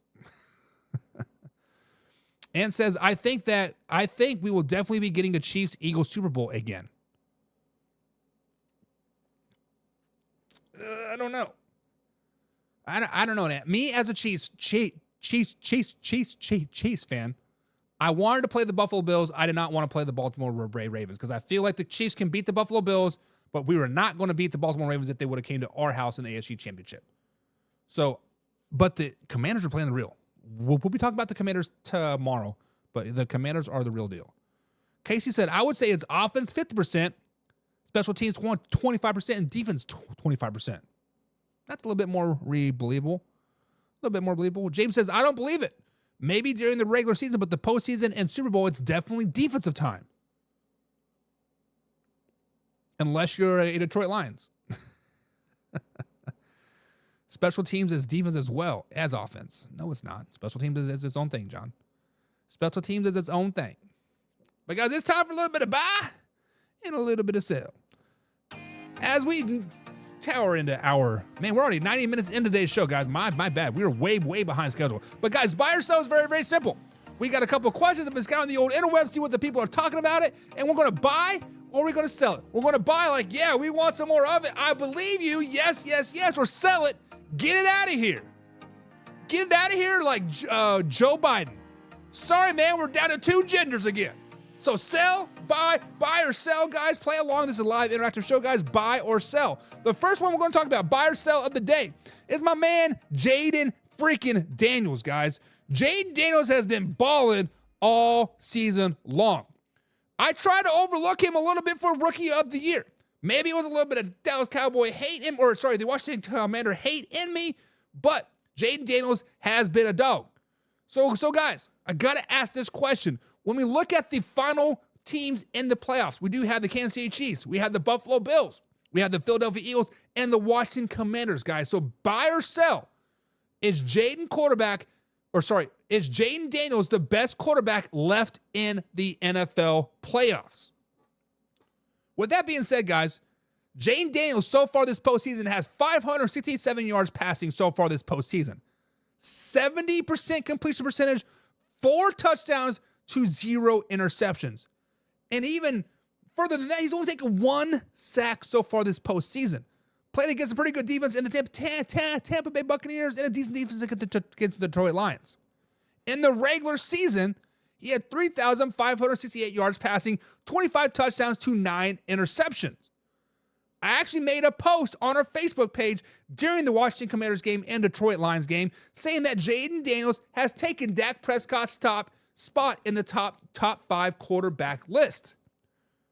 So guys, buy or sell. Is Jayden Daniels the best quarterback left in the NFL playoffs? Guys, this is 100% sell. This is 100% sell. Now, he might be the best quarterback left in the NFC, better than Jalen Hurts. But when you look at the AFC side, you still got Patrick freaking Mahomes, the greatest 2-minute quarterback in the NFL. You have Josh Allen, the greatest 57-minute quarterback. There is no way that Jayden Daniels is better than Patrick Mahomes or Josh Allen. If it's Jalen Hurts, sure. I will give you he's better than Jalen Hurts. I will give you that. But to say he's better than Patrick Mahomes? Josh Allen? Hell, better than Lamar Jackson? Slow it down, baby. Guys, I am selling this as I am high on Jayden Daniels. I think he has a bright future in the NFL. I think he clearly is a top 5 quarterback in the NFL right now. But to say he's best quarterback left in the playoffs? Stop it. Stop it. This is a sell, sell, sell. And Alpha Rob is with me on this. He's selling it as well. He's selling. He says, cha-ching, get it out of my store. Don't forget about my man Josh Allen. That man's a dog. But Laura's buying it. Laura is saying Jayden Daniels is the best quarterback left in the NFL playoffs. Laura is saying that he's better than Josh Allen. He's better than Jalen Hurts. Better than Patrick Mahomes. She said, hey, it's a little bit of beginner luck, but he's better. Laura, you better go to bed, stand in that corner, and think about what you just said. Because I believe you just had a curse word come out of your mouth. I believe, in a roundabout way, she was cussing everybody out by buying this statement. There is no way Jayden Daniels is the best quarterback in the NFL playoffs right now. That means he's the best quarterback in the NFL. Period. Okay, Laura. Casey says, I don't know. Watching them beat the Lions, I don't think Philly is going to be able to beat the Commanders. We are going to be talking deep into this game, guys. Come Wednesday, Thursday, Friday, we'll be definitely previewing a lot of the AFC or the championship weekend, right? So stay tuned for that, guys. So stick around. Subscribe, hit the bell icon, become a Pigskin Pundit, like Casey, like Laura, John, and Jim, and you get all the insider stuff. Carson says sell. He's doing great. Yeah, he's almost damn near 600 yards passing, 4 touchdowns to 1 interception, or 0 interception, just 1 sack. He's doing great. But he beat a depleted Lions team with 12 guys on IR. Carson, you're giving the Detroit Lions an out. I was ready to come on here and roast the Detroit Lions all day long. I was ready to roast them, but I said, slow it down, Buck. Slow it down. What if that was your team? If it was my team, I would not be hearing the end of it. Let's just be honest. But come tomorrow, guys. It's coming. Alpha Rob says Jayden Daniels is playing great, but if he was in the NFC, it would be a different story. And Alpha Rob, I want to agree with you to an extent, because I've been down on the Commanders all season long. Let's just be honest. I've been overlooking the Commanders. If anybody expected them to be the NFC Championship game, is a complete homer or throwing spaghetti at a wall, right? But if the Commanders team as a whole was in the AFC, I think you're right, Alpha Rob. I don't think they would have got out of the wild card round. They wouldn't have beaten the Bills. They wouldn't have beaten the Ravens. They wouldn't have beaten the Texans. Actually, the Texans may have been a good battle. But yeah, I think you're right. I think you're right, Alpha Rob. Carson says, won the whole Dak in the top 5 thing. What? I don't know what you're trying to say. Let me go to Facebook and see what you're trying to say. It bleeps out the bad words. Oh, he says, who the F had Dak in the top 5? I had Dak in the top 5, Carson. How is Dak not a top 5 quarterback? Now, granted, you're a Buffalo Bills fan, but on any other team, there are probably 4 teams out there that would not accept Dak Prescott as their quarterback. One being the Baltimore Ravens, one being the Buffalo Bills, one being Washington Commanders, and the other one being a Kansas City Chiefs. Right? Dak Prescott's a top 5 quarterback. I'm just saying. James says, nope, selling him like that blank sold in the 90s. I don't like us blocking up the bad words. Sold in crack in the 90s. Crack's a bad word? Listen, I still buy some crack. Josh says, Josh freaking Allen, Jalen Hurts, and Kermit the Frog. And you just called it top 5. Yes, Jayden Daniels is a top 5 quarterback in the NFL. Once the season's over and I really break it down, go back and watch film, and I do my top 5 or top 10 quarterback list going into next season, probably March, April time frame, I bet you he will be a top 5. 100%. He will be a top 5. Is he the best one in the NFL playoffs right now? No, he's not. Ant says he is completely sold. He is completely sold. And Ant, let me ask you this question. Because we were kind of bamboozled with CJ Stroud last season, right? With the whole 0 interceptions, like week 12 thing, or was it 1 interception, whatever. Like CJ Stroud had a great season last year. Arguably rookie of the rookie of the year, right? This year kind of came back down to reality. You didn't hear from him from a whole lot. Still put up good stats. I think it was like 25 touchdowns to 4 interceptions, or I think it was 11 interceptions. But either way, right? Still a pretty good season. Are we sold because he took a bad Washington team to the playoffs? Won a couple playoffs games. Now, he's playing good, putting up good stats. But are we jumping on that train too early? Are we buying him way too early? I mean, buyer's remorse, I guess, right? But I am buying him. Laura says the Commanders outplayed them. Outplayed the Lions? Yes, they did. John says, why are you calling me a homer? I don't think anybody's calling you a homer. Carson says, Dak's not even the best quarterback on his team. Cooper Rush is coming for his spot. That's why Cooper Rush is getting traded to the Eagles. We all know that. Ant says, and the Bengals, I'm not taking Dak over Burrow. Stop. Well, yeah, okay, so you got Joe Burrow, got Josh Allen, Lamar Jackson, Patrick Mahomes, and then it was Dak, right? I had Dak at 5. Jayden Daniels has now taken Dak's spot at the number 5 spot. So, yeah. Like, I love how people, honestly, that is what I did on the Facebook page. A guy said, Jayden Daniels has officially taken Dak Prescott's top 5 spot. People were more worried about Dak Prescott being top 5 quarterback than Jayden Daniels taking his top spot. I'm just saying. John says, isn't their first great quarterback as a rookie? Remember RG3? RG3 would have been great if he wouldn't have blown his knee apart. Now, let's just be honest. But back to Lamar Jackson. Buy or sell. Guys, Lamar Jackson has had some playoff woes. He only has 3 wins and 5 playoff losses and 0-3 in second playoff games in his NFL career. So guys, buy or sell. Will Lamar Jackson forever have playoff woes? Meaning he is the next Dan Marino. So guys, the AFC is loaded right now. Let's just call a spade a spade. The AFC is loaded. You have the Buffalo Bills. You have the Kansas City Chiefs. You have the Houston Texans. You have the Bengals. You have the Dolphins. You have the Browns. You have a lot of really, really good teams. You can even throw the Pittsburgh Steelers up there if you wanted to. Broncos and Chargers are coming. Guys, Lamar Jackson reminds me so much of Dan Marino.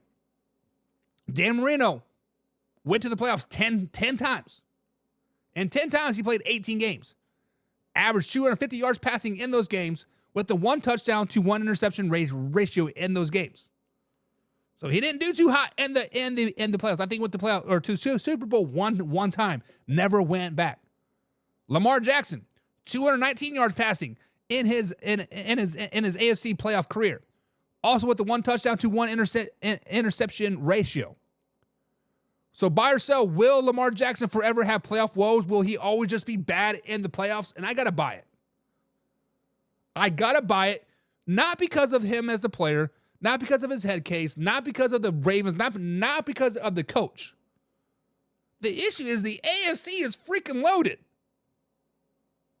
Let's just be honest. The AFC is loaded. If Tom Brady and the New England Patriots would have played in the AFC at this time, they would have not gone to 8 or 9 straight AFC championship games. Guys, the AFC right now are dogs. They're dogs. The Bills, Texans, Bengals, Dolphins, Browns, Broncos, Chargers, Chiefs. But I got to buy it. He will always have that monkey on his back. He will always forever be Dan Marino. He will always forever be what if. What if he played when such and such wasn't in the like in the league? What if he played in the NFC? What if he played on? It's just, there's so many what ifs, but I'm buying it. James is selling it. James says, hey, Lamar Jackson's a good playoff quarterback. Slow it down, baby. Slow it down. John says he will never be a Dan Marino. Gold jacket, quickest release in the NFL. Google me. I'm not saying Dan Marino was a bad quarterback, John. Like, none of those words came out of my mouth. But I'm saying Dan Marino was not good in the playoffs. Those are the facts. Alpha Rob says, bye. This was his best chance, and they signed Henry to a 1-year deal. They only signed Derrick Henry to a 1-year deal? I thought it was at least a 2-year deal. What are they thinking? The Dallas Cowboys are going to scoop this man up.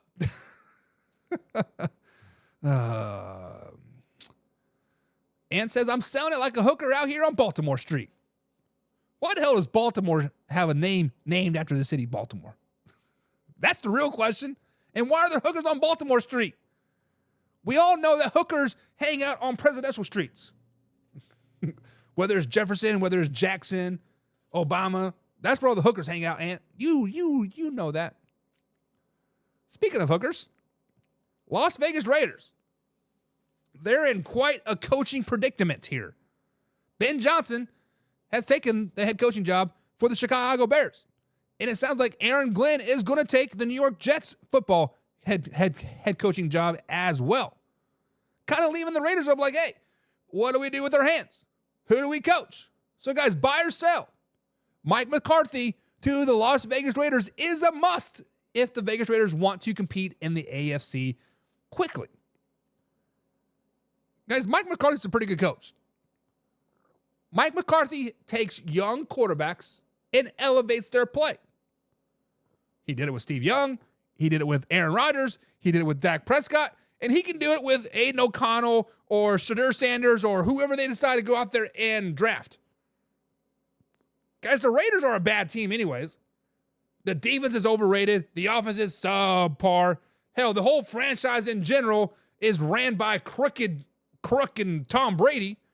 How can this man be part owner and still be a broadcast and go into interviews and talk to other coaches and owners? That's a story for different. Yeah, that's just complete collusion. But hey, it's Tom Brady. But guys, buy or sell. Mike McCarthy to the Las Vegas Raiders is an excellent choice. It's an excellent choice. I have to buy it. I have to buy it because Mike McCarthy, if given proper reins, right? Go back to Green Bay, San Francisco days. He's a really, really good coach. He's a Super Bowl winning head coach. The Las Vegas Raiders are grasping for something just to give them an 8-win season. Now, when I told you guys this summer that you're going to be 4-12 yet again, you hung me out to dry. But 4-12, I'm just saying. But guys, Mike McCarthy to the Las Vegas Raiders, to me, makes perfect sense. You do have a young quarterback in Aiden O'Connell that needs some point of direction. Now, I was very, very hard on Aiden O'Connell, saying he is not a strong arm. He's not this. He's not this. And looking back on it, he is not terrible. He has the intangibles there. He needs the coaching.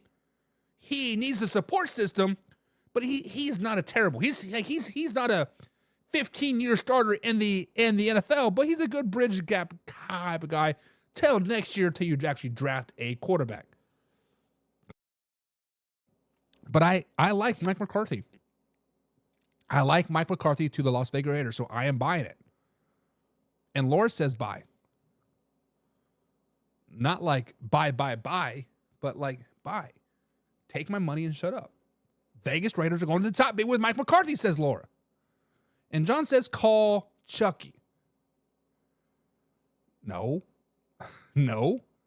John Gruden is coming to Kansas City once Andy Reid retires. Stop it. Stop it. Carson says sell.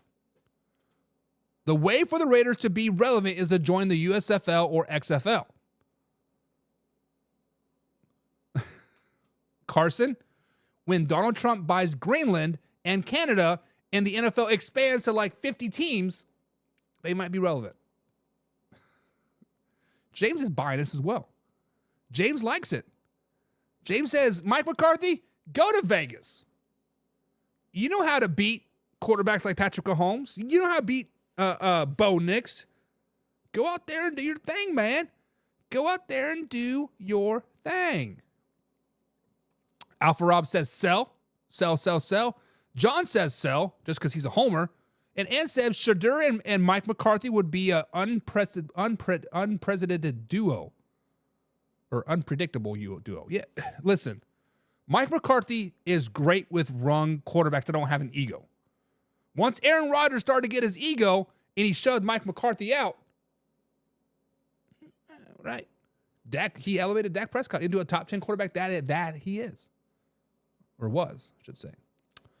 Alpha Rob says, I think McCarthy would be better with the Jags. No pressure with a team with talent. Are you saying there's pressure in Vegas to be relevant? But yeah, the Jags do have a lot of talent. Kirk Cousins is retiring. I haven't seen that yet, but I also haven't been on the internet either, and still won't be relevant. Where's this guy? All right, guys. It's time for a little bit of fact and a little bit of crap. A little bit of crap is very, very simple. Either you agree, it's a fact, or you disagree, it is crap. We end every show with fact or crap, guys. It's a live, interactive show, and we're going to talk a little bit of fact and a little bit of crap. So let's talk about the LA Rams. Let's talk about the LA Rams playing in the snow versus the Philadelphia Eagles. Many people are saying if this wasn't snowing and the game was in LA, the Rams would have won this game. So therefore, the snow, quote, played a huge factor in the Eagles versus Ram games on Sunday. Now, in this game, they did have up to 3 inches of snow in the second half alone. So, guys, we got to ask this question. Fact or crap? The Rams would have won this game versus the Philadelphia Eagles if it was played in LA. When I first was proposed this question, when I first heard this question, I'm like, what? No way. What? No way. Right? So I got to Googling. I got to thinking. And Matthew Stafford, in the 2024 NFL season, averaged 235 passing yards per game. The Rams averaged 103.8 rushing yards per game. Puka averaged 90 yards catching per game. Cooper Kupp averaged 60 yards catching per game. And then the last 3 games alone, the defense held teams underneath 10 points in the last 3 games of the season, not counting Week 18 because they didn't really play. But then, when you look at the Eagles game, Matthew Stafford threw for 324 yards passing. That is almost 100 yards more than his season average. The LA Rams rushed for 111 yards in this game. That's 10 more yards than their season average.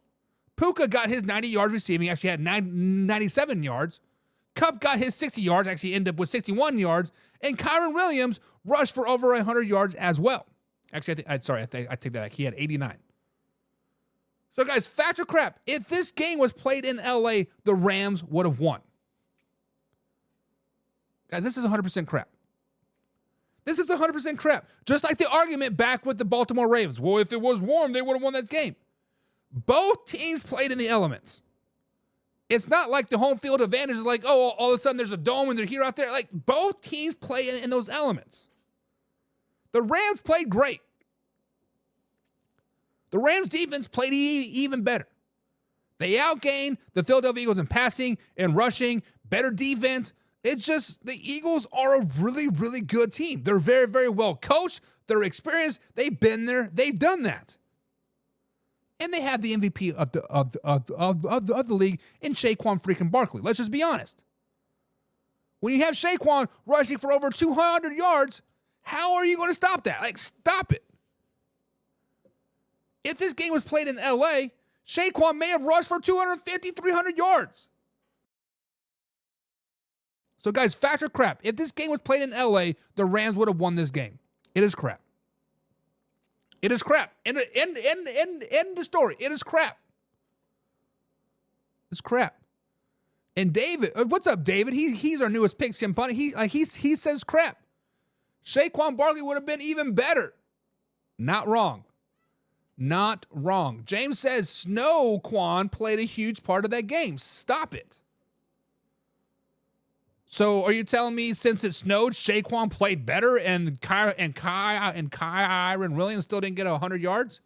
Matthew Stafford still didn't throw for over 300 yards? Stop it. Laura says crap. Both teams play in the elements. Stop. Carson says crap. Both teams had to still play in the same weather. You guys are absolutely right. Anybody that's saying fact are crazy.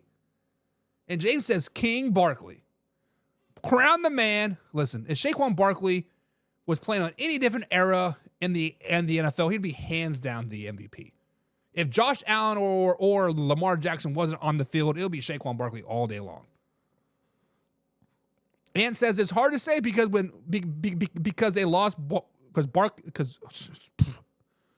Ant says it's hard to say because Barkley lost to them in the snow. Puka had a few drops that he would have made in the regular conditions. I just win more regular season games. Don't start the season off 1-4. Maybe you can host a home game. I'm just saying. Alpha Rob says they would have won. I don't know, but it would have been easier. That's why they played for home field advantage. I don't think they would have won. I think we saw early that the Eagles were prepared to throw the ball. A.J. Brown, caught 3 balls in the first 2 drives? They were prepared to throw the ball. And they were throwing the ball on the Rams defense when the conditions were still pretty well. I don't think it was snowing like at that point. It may have been spitting, but it wasn't snowing. But it is. Alpha Rob says Barkley did run them in L.A. and Philly. Did Barkley have a bad game all season long? Let's just be honest. That man's a freaking dog. Laura says Rams got outplayed yet again. Seems like a pattern tonight. Outplayed. Listen, all weekend long, I feel like the better team won. James says, nah, I'm saying Saquon was great. No snow, he would have had 300 yards. Exactly. Stop it. Next up here, guys, on the Factor Crap, the Detroit Lions. They did lose a heartbreaker to the Washington Commanders on Saturday night. In the process, they lost their offensive coordinator, Ben Johnson, to the Chicago Bears, and more than likely their defensive coordinator, Aaron Glenn, to the New York Football Jets. The Lions have had the same system for the last 4 seasons. Since Dan Campbell has been there, Ben Johnson has been the offensive coordinator, Aaron Glenn has been the defensive coordinator. So, guys, Factor Crap has the Super Bowl window officially closed for the Detroit Lions. Whew. This one's tough. Because the Detroit Lions, guys, they do have a great young core of players. From Jared Goff to Aiden Hutchinson to St. Brown, they got a really, really good team. They had a really, really good system as well. Next man up, next man up, next man up, right? Their coaching and culture has been huge. Dan Campbell did bring in the culture. Their coaching, how much of that is Dan Campbell? I guess we'll find out in 2025, won't we? But guys, when you lose arguably one of the best offensive coordinators and one of the best defensive coordinators on your team, that's tough. That's tough, baby. And we've seen teams lose defensive coordinators, lose offensive coordinators, and the system and the culture happens to go away as well. Let's look at the Philadelphia Eagles. They lost 3 offensive coordinators in 3 seasons, right? It took them a while to really figure it out. Same with the defense.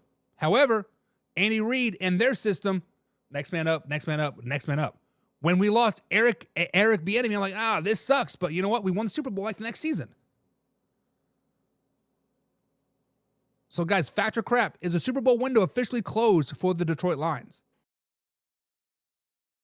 I have to say fact. I have to say fact because of Ben Johnson. Aaron Glenn had a great system. I think talent alone on the Detroit Lions defensive side of the ball is going to win them a lot of games still, right? They still have a lot of grit about them.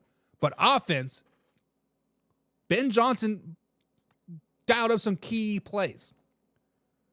And if this was beginning of last season and this would have happened, I would have said crap, right? But this is a fact. The fact that Ben Johnson is going to Chicago. Chicago has something to be excited about.